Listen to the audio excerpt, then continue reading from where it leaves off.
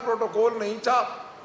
اگر پروٹوکول تھا تو پروٹوکول والوں کو کون چلان کرتا ہے؟ جی آپ کیا 16ویں صدی والی باتیں، جب لوگ ان پڑھ تھے. میں بار بار یہ کہہ رہا ہوں اسپیکر صاحب کو کہ ڈسکوالیفیکیشن اور سسپینشن میں فرق ہے. آپ جو کل مثالیں دے رہے تھے جناب، آپ مثالیں دے رہے تھے مختلف انوائرمنٹ کی. یہ اسمبلی کی پروسیڈنگ کا معاملہ ہے. یہ جو کچھ بھی ہوا ہے اسمبلی کی پروسیڈنگ میں ہوا ہے. نعرے بازی دونوں طرف سے ہوئی ہے. جناب اسپیکر آپ ملٹی میڈیا چلوا لیں، ایک طرف ہم چلوا لیتے ایک طرف ان کا چلوا لیں. اور میں یہ سمجھتا ہوں کہ اس دلدل میں پھنس رہے ہیں. آپ ایم پی ایس کے ساتھ ظلم کر رہے ہیں صاحب. اور مجھے حکومتی ایم پی ایس کے فون آئے ہیں کہ ڈسکوالیفیکیشن جس کی کوئی عذرداری نہ ہو، جو ریٹرن کینڈیڈیٹ ہو، جس کے خلاف کوئی ایلیگیشن نہ ہو، جو 62 63 جس کو ایک ڈکٹیٹر نے اس وقت بھی ایجاد کیا تھا، میں ذاتی طور پہ اس کے بھی خلاف ہوں جس کا یہ سہارا لیا جا رہا ہے. جب آپ کو آپ کے ریٹرننگ آفیسر نے سکروٹنی کے بعد الیکشن لڑنے کا اہل قرار دے دیا اور اس کے بعد آپ ریٹرن ہو کے اسمبلی میں آ گئے، اس کے بعد آپ کی ڈسکوالیفیکیشن سوائے 2 باتوں کے علاوہ نہیں ہو سکتی. پہلی بات یہ ہے کہ آپ اپنی جماعت کے خلاف اپنی جماعت کے سی ایم کے کینڈیڈیٹ کو ووٹ نہ دیں. دوسری بات فنانس بل، وہ بھی پارلیمانی لیڈر شو کا نوٹس دے کے اسپیکر کو ریفرنس بھیجے گا.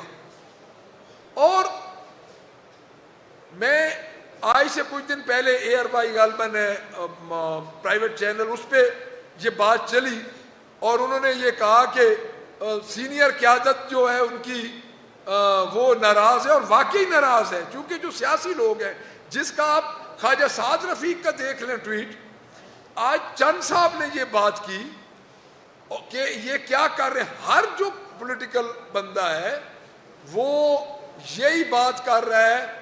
اور ہم بھی اسپیکر صاحب کو یہ باور کروانا چاہتے ہیں کہ آپ لوگ اس ملک میں توجہ دلوائیں ان سے. عمران خان کیا کھا رہا ہے، عمران خان کیا پی رہا ہے، اس کے بندے ہلڑ بازی کر رہے ہیں. ان کے بندوں نے پاکستان کا پورا سسٹم جیم کر دیا. اور بھائی ہر چیز آپ کے پاس ہے، جب سسٹم ہم جیم کر رہے ہیں تو آپ کس لیے بیٹھے ہیں؟ آپ مجھے یہ بتائیں. چینی تو آج 8 روپے، جولائی میں چینی مہنگی ہو چکی ہے. کسان کی گندم سستی ہو گئی ہے. گڈ گورننس آپ کے چچا کی یہ پوزیشن ہے، اور چینی آج 8 روپے مہنگی ہو گئی ہے جولائی کے مہینے میں. آپ خود اندازہ لگا لیں ان کی پوزیشن تو یہ ہے. آپ کو چاہیے یہ تھا کہ 10A article 10A fair trial ہے، اس کے تحت آپ سنتے. آپ کی ایتھکس کمیٹی ہے، آپ ایم پی ایس کے کیسز ادھر بھیج دیتے. آپ مائک توڑے گئے، آپ کہتے ہیں کہ کرسیاں ٹوٹی. ہم نے آپ کو ایک اپلیکیشن آلریڈی دے دیے کہ ہمیں دے دیے جائیں جو مائک توڑے ہیں، ہمیں ان کی فوٹیجز دے دیے جائیں. پوری اسمبلی کی کاروائی اس وقت محفوظ ہے. آپ بلا لیتے. لیکن یہ جو کام کرنے اس وقت کسی کی جنگ میں آپ جا رہے ہیں، اور آپ کسٹوڈین آف دا ہاؤس ہیں، اور اپنے ایم پی ایس کو آپ سڑک پہ ہاتھ پاؤں باندھ کے آپ پھینک رہے ہیں. آپ کے اپنے ایم پی اے بھی انریسٹ میں ہیں. ان کے اندر بھی ایک عجیب سا ہیجان ہے کہ کل ہمارے ساتھ کیا ہوگا. دیکھیں بڑے بڑے واقعات ہوئے اسمبلی میں، کرسیاں چلی ہیں اسمبلی میں، لوگ آپس میں لڑے ہیں، سسپینشن ہوتی تھی، لیکن اس حد تک کو نہیں جاتا تھا. اور میں یہ سمجھتا ہوں کہ ڈٹرمن کرنا چاہیے کہ کس کا کتنا قصور ہے.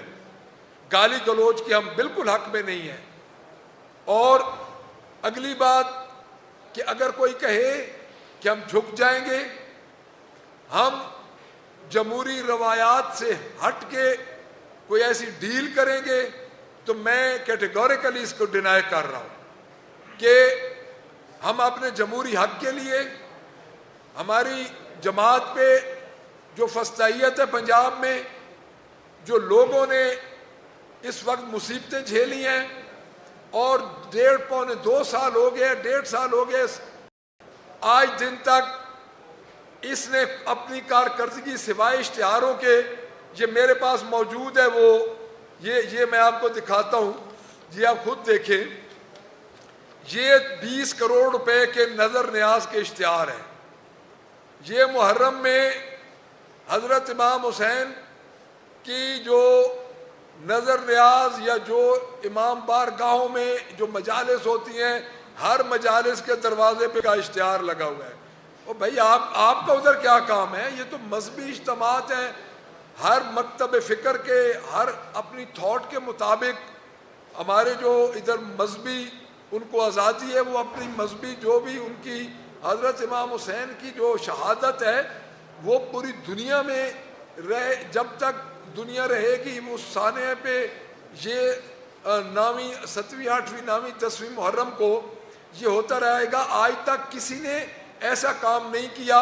انہوں نے ان ڈبوں پہ نظر نیاز کے ڈبوں پہ بھی کا فوٹو تھا۔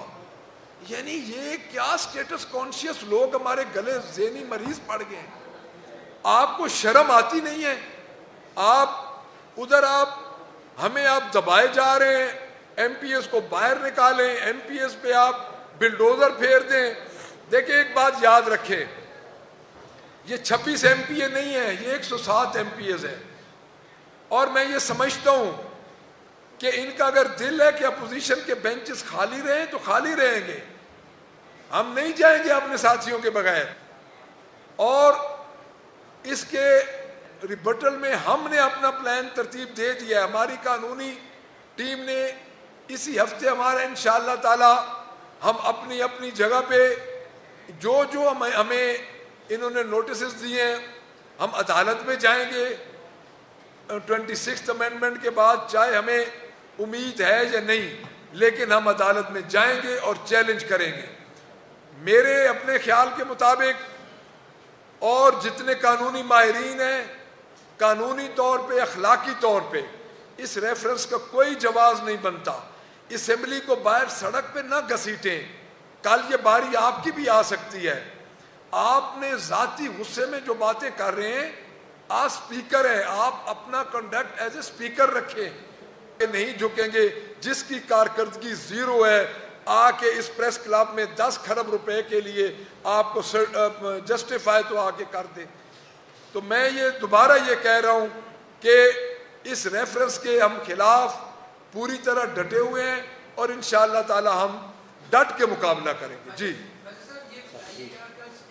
میں ایک چیز، ہم اپنی اسمبلی کا باہر جو ہماری حقیقی اسمبلی ہے، انشاءاللہ تعالی ہم تھرسڈے کو اپنی اسمبلی سے باہر لگانے جا رہے ہیں اور اس دن ہماری حقیقی اسمبلی کا اجلاس ہوگا۔